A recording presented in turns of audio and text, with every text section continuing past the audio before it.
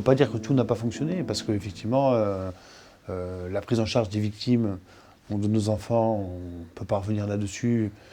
Ça a été fait d'un professionnalisme sans borne, et je n'ai aucun doute là-dessus.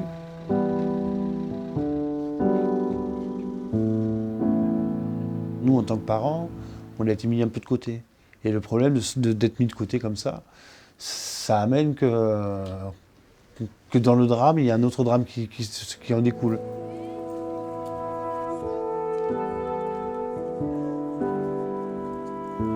J'ai su que mon fils était mort à 18 h, on me l'a annoncé à 2 h du matin. Donc ça fait beaucoup d'heures à savoir quelque chose, mais pas en avoir la certitude à 100%. Pas pouvoir dire à sa femme, le bébé il n'est plus là.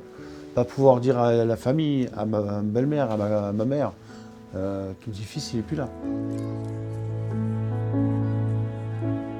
C'est vrai qu'il y a eu une cellule de psy qui a été engagée après 18 h, mais qui se sont mis dans un coin de la pièce sans jamais venir nous voir. Et en fait, ils attendaient que nous, parents, allions à leur rencontre. Et comme on ne savait pas qu'ils étaient là, on n'y a pas été.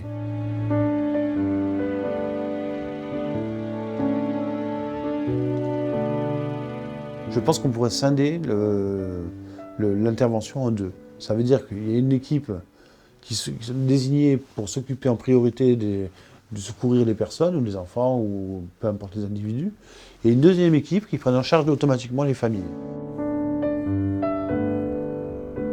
Je pense que c'est une nécessité qu'une famille ou qu'un parent parle et dise les choses qui arrivent pour que d'autres puissent nous dire un jour s'il leur arrive quelque chose, et se dire eux il leur est arrivé ça.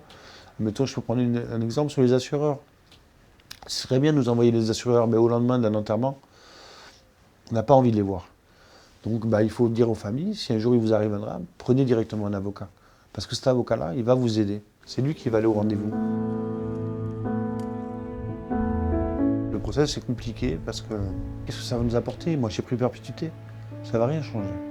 Parce qu'elle ne va pas prendre de prison, elle ne va pas aller 20 ans en prison. Et puis même si elle allait 20 ans en prison, moi, j'ai pris perpétuité. Et mon fils, il n'a rien fait de sa vie. Et lui, il a eu la sentence la plus dure au monde. Il n'y est plus. Donc non, j'attends pas grand-chose du procès, en fait.